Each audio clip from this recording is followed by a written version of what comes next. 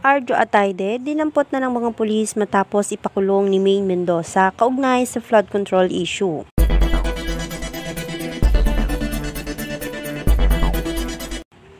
Isang mainit na balita ang umalingaw-ngaw sa social media at sa mundo ng showbiz matapos kumalat ang ulat na si Quezon City Representative Arjo Atayde ay dinampot umano ng mga otoridad dahil sa utos ng kanyang asawa na si Maine Mendoza.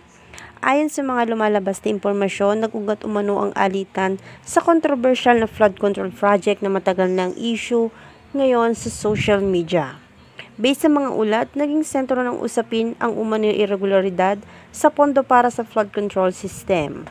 Lumabas ang mga balitang may anomalyang kinasasangkutan ang proyekto na siya namang naging dahilan ng matinding pagtatalo ng mag-asawang Arjo Atayde at Maine Mendoza.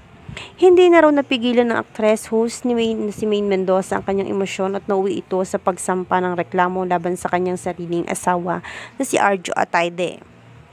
Maraming netizen na nagulat at hindi makapaniwala na hahantong sa ganitong sitwasyon ng mag-asawa na kilala sa kanilang matamis na relasyon. Ang iba ay nagsasabing baka may malalim pang dahilan sa likod ng pagdedesisyon ni Maine Mendoza na ipaaresto ang asawang si Arjo Atayde, habang ang iba naman ay naniniwalang ito ay bahagi lamang ng mas malawak na issue ng politika at proyekto ng pamahalaan. Samantalang tumanggi munang magbigay ng pahayag si Maine Mendoza hinggil sa kanyang ginawang hakbang para sa kanyang asawa. Habang ang panig naman ni Arjo ay iginiit na siya ay inosente at handang harapin ang anumang investigasyon upang malinis ang kanyang pangalan. Nagbigay rin ng reaksyon ng ilang personalidad at mga taga-suporta ng dalawa. May mga nagsasabing isang matapang na hakbang ang ginawa ni Maine Mendoza bilang simbolo ng integridad at laban sa katiwalian, ngunit may mga nagsasabing baka ito isang hakbang na magdudulot ng mas malaking lamat sa kanilang pagsasama.